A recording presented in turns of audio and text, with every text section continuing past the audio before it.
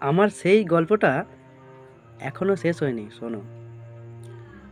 পাহাড়টা আগেই বলেছি ভালোবেসেছিল মেঘকে, আর মেঘ কিভাবে শুকনো খটখটে পাহাড়টাকে বানিয়ে তুলেছিল ২৬ বছরের ছোকরা, সে তো আগেই শুনেছ। সেদিন ছিল পাহাড়টার জন্মদিন। পাহাড় মেঘকে বললে, আজ তুমি লাল শাড়ি পরে আসবে। মেঘ পাহাড়কে বললে, আজ তোমায় স্নান করিয়ে দেব চন্দন জলে।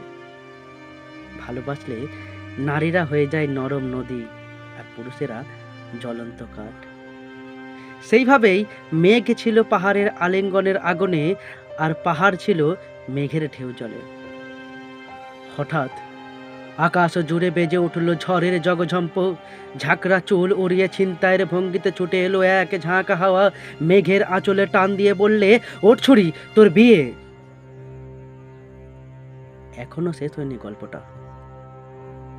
বজ্রের সঙ্গে মেঘের বিয়েটা হয়ে গেল ঠিকই, কিন্তু পাহাড়কে সে ভুলতে পারল না কোনোদিন। বিশ্বাস না হয় তো চিরে দেখতে পারো পাহাড়টার হাড় পাঁজর, ভেতরে থই থই করছে শত ঝর্ণার জল।